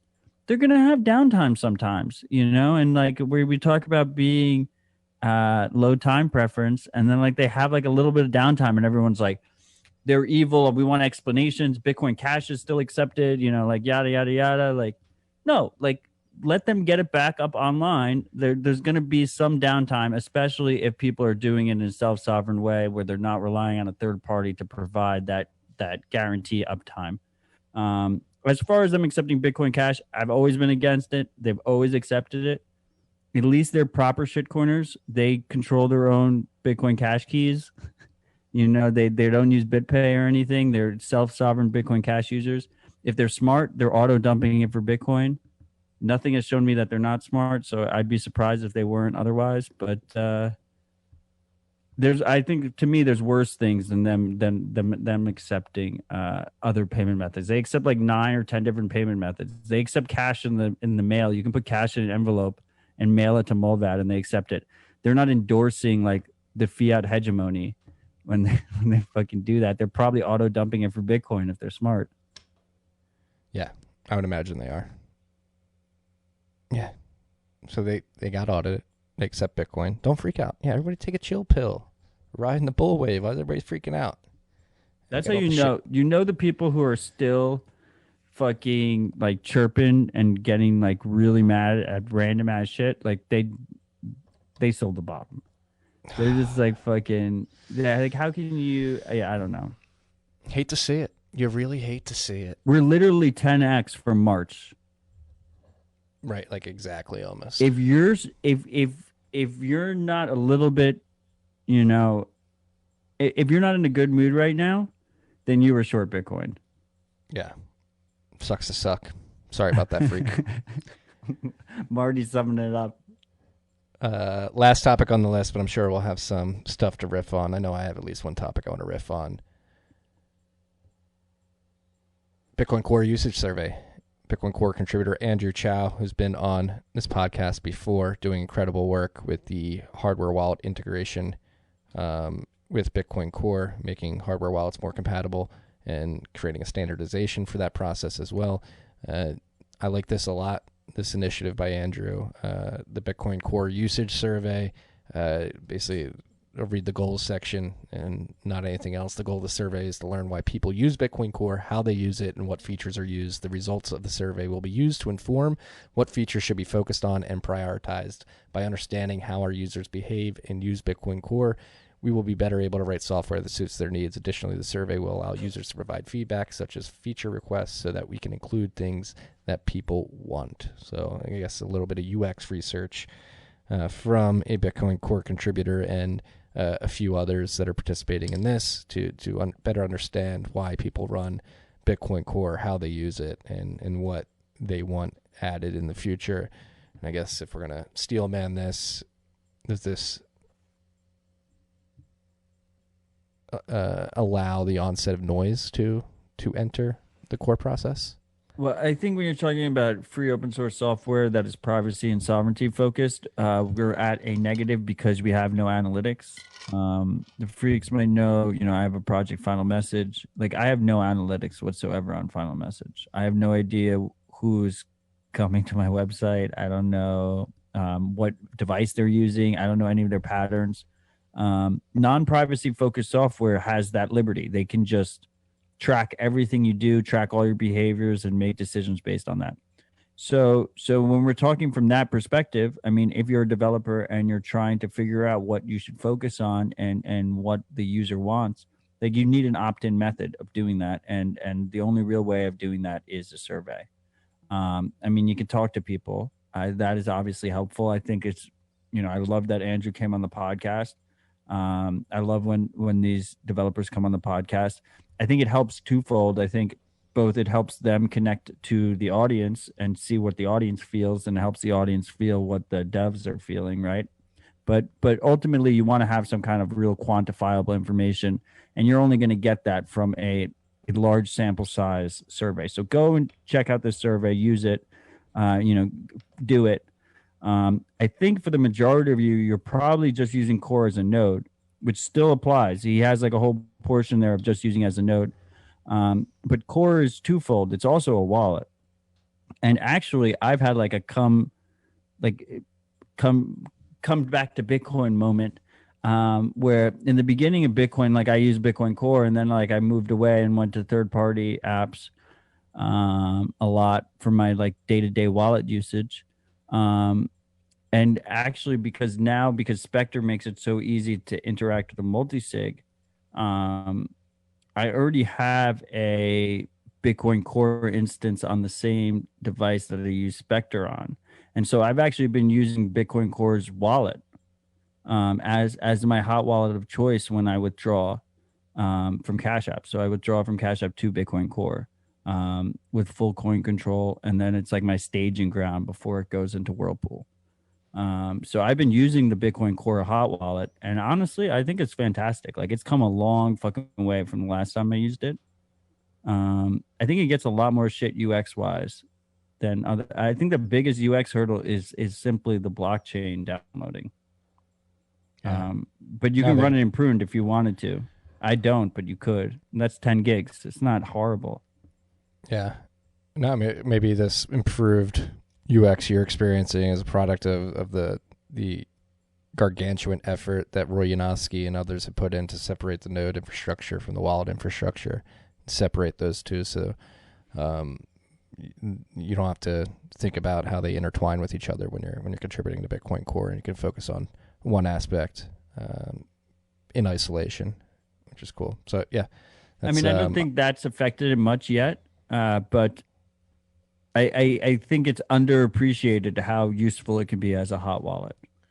And because of Spectre, because of things like Umbrel and Raspberry Blitz, it becomes really useful as infrastructure for, using other key storage techniques if you don't want to keep your keys directly on Bitcoin Core. But yeah, either way, if you use Bitcoin Core, go complete this survey for Andrew. And if you do it, use a VPN or Tor, so that they don't have your IP address when you complete the survey. Agreed. That was it for the topics.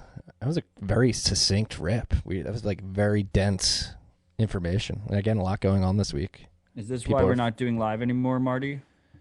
No, it's a product of my shitty mic and computer setup. I've got a new setup coming hopefully next month, and we will resume the live sessions, but I want to make sure that we don't decay the quality of the show that we've been doing for years for the audio only listeners, because we want to do a live show. It would be a disservice to our freaks everywhere.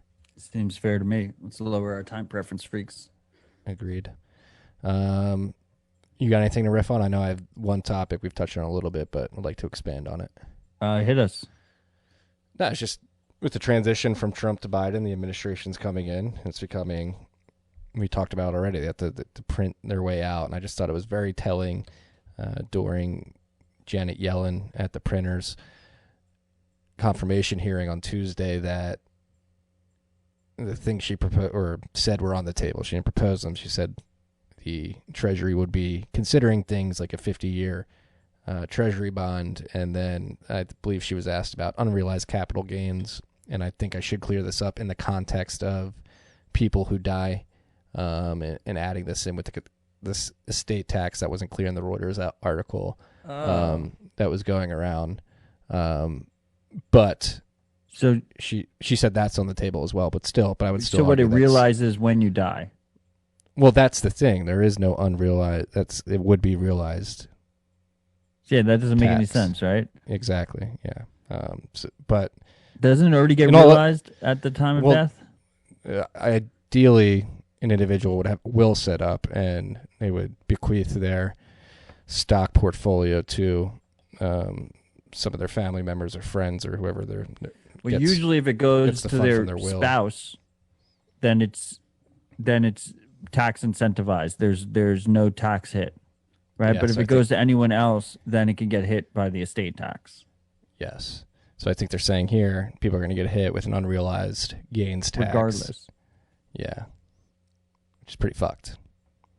And to me, this just signals, like, the 50-year Treasury bond, too. Like, even appeasing that, it's like, what? The optics of that are terrible. The risk-reward ratio for a bond investor over a 50-year time horizon with the uncertainty that exists in the world today, and like to try to game that out into 2070. There's no risk for the issuer. I mean, none for the issuer, but that's like, why would anybody take the other side of that trade? And then because they will. the optics of it, well, it'll be the Fed will take the other side of that. Like the option, it's bad optics, right? Like you had Argentina print a 100-year bond 2 or 3 years ago. It's a classic desperation move, and the issuer has no risk. There's no risk to the issuer, so they might. So I think this was posturing from Janet. I don't think she's going to tax unrealized gains. The logistics and it would tank the stock market. Yeah, that as well. Unless it was just unrealized Bitcoin gains. Well, she didn't say that. I think it's all gains anywhere. Let's not single out Bitcoin yet, Matt. Please no. But I think these are just being used as lever or bargaining chips, where it's like, hey, let us pursue these other fiscal stimulus and monetary stimulus routes, or we'll do the 50-year bond or the unrealized gains tax to sort of not justify but force others to go along with other spending plans they have. Yeah, I mean, it probably also, it makes it more tenable to just increase capital gains tax or increase income tax rather than unrealized, right? It's like, oh, well, we could have done the unrealized. Yeah, exactly. I think it's, I didn't realize that there was this discrepancy with, at time of death. As far as time of death goes, I'm against it. It's a double taxation. But it's the same idea as sin taxes, right? It's an easier tax to push forward because the person's dead, or the person's buying alcohol, or the person's buying cigarettes, or the person's buying drugs, or the person's buying Bitcoin. It's something that's a negative connotation, so people are happy with taxing it. With death, people are dead, so it's easier to get by. But in terms of like really kind of like sweeping capital gains increases, whether that's unrealized or realized, you're going to have some issues where you could tank the stock market and the real estate market. And no one wants to be that person who does that. And that's why we have this incentive where like all the people in power try and pump the Ponzi until they get out. It's like you just got to pump the Ponzi until you leave. And then meanwhile, we have Bitcoin working on the sideline there, which makes me not furious about them trying to pump the Ponzi, right? Exactly. It's like, just because I have this exit ramp, I don't have to be angry. I can just opt out. Accelerate it. You think Janet Yellen was going, just when I think I got away, they pulled me back in. She goes from one side of this debacle to the other, from Fed chairwoman to Secretary of the Treasury. I like to think that she has a great sense of humor, and she's been playing 5D chess, and as soon as our boy BSG put his Bitcoin sign behind her, she just went whole hog into Bitcoin, and she's just been stacking sats ever since. I'm gonna take the other side that she has had a personal vendetta against our friend BSG for years now, and that's why she's getting dragged back in. She's like, I'm gonna get that fucker. I'm gonna get that fucker. He embarrassed me in front of the world. I mean, we were talking about this the other day. The Bitcoin sign guy meme, especially with the Bloomberg specifically ticker yelling, the Fed is unopposed, or the Fed is opposed to an audit of the Fed.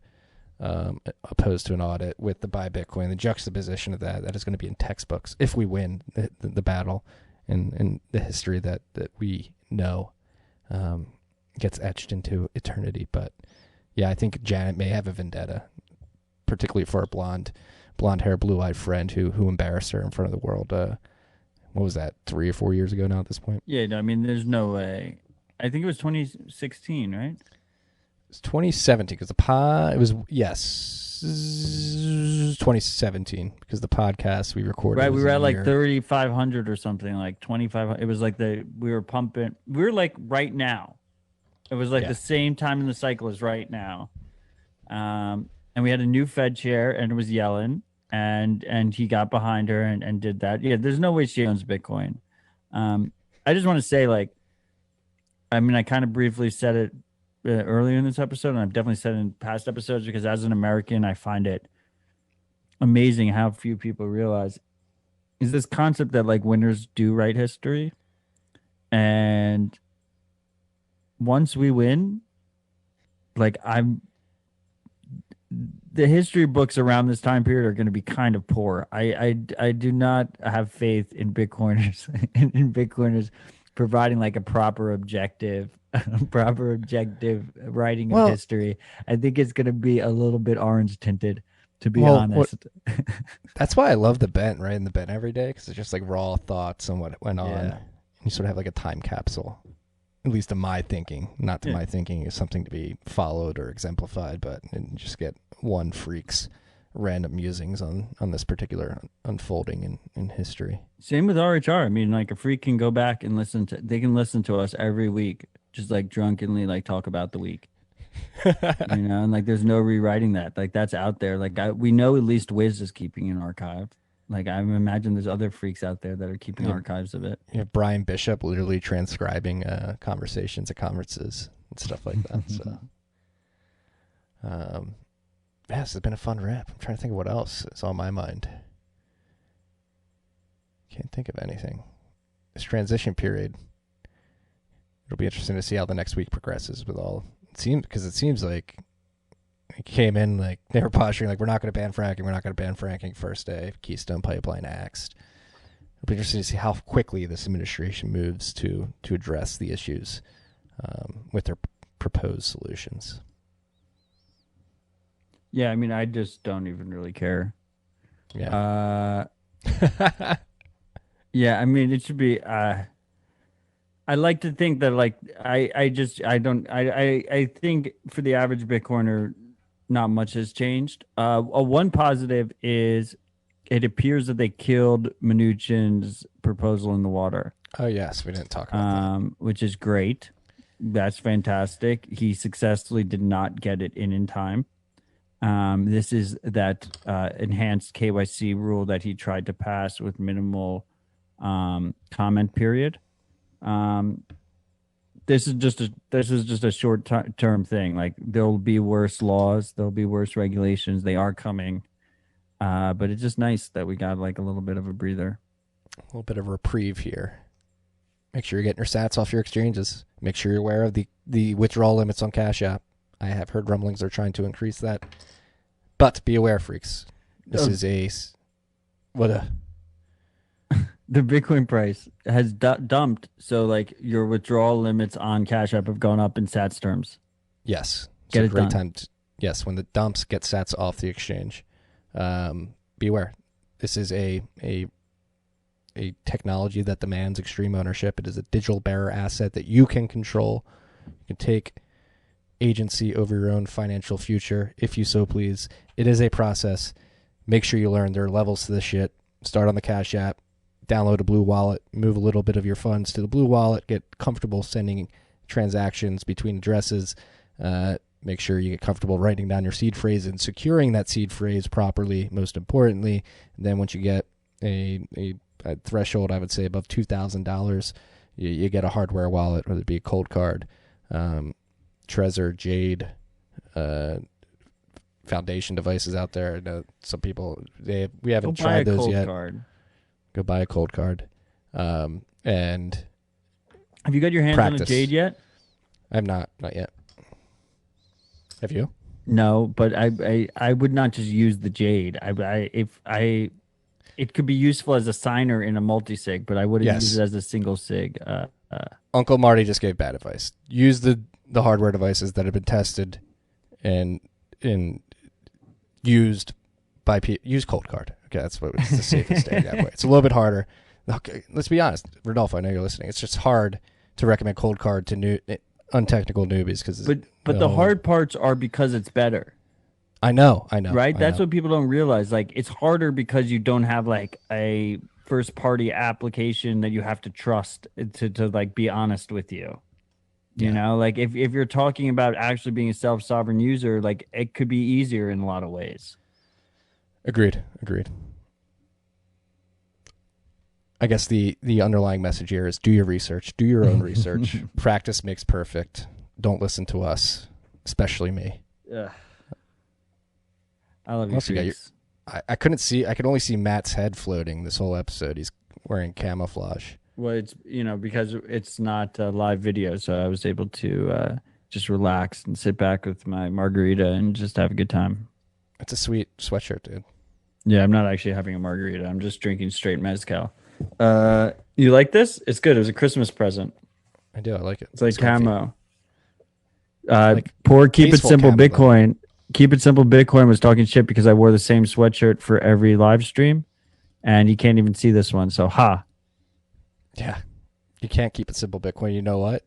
Reducing your wardrobe to a couple pieces is highly recommended. Simplify your life at every point that you can. Simplifying your wardrobe is one of my places where I do it. I have 2 pairs of pants. Matt, Marty, that was a hell of a rip, dude. I thought that was a good one. Yeah, I miss you, bro. I love all the freaks. Guys, don't freak out about every dump. It's ridiculous. There's going to be many dumps. Bitcoin's eating the world. It's a very scarce asset going through a very volatile adoption phase. You're embarrassing yourself when you freak out. You look like a pussy. Calm down. Take a deep breath. Exactly. You're going to send me a text every fucking time this happens. I'm going to tell you the same thing. Just stay humble and stack sats. Yes. Like, if we were telling you to stack sats on March 15th of last year, what do you think is going to change? Do you think anything has changed? No.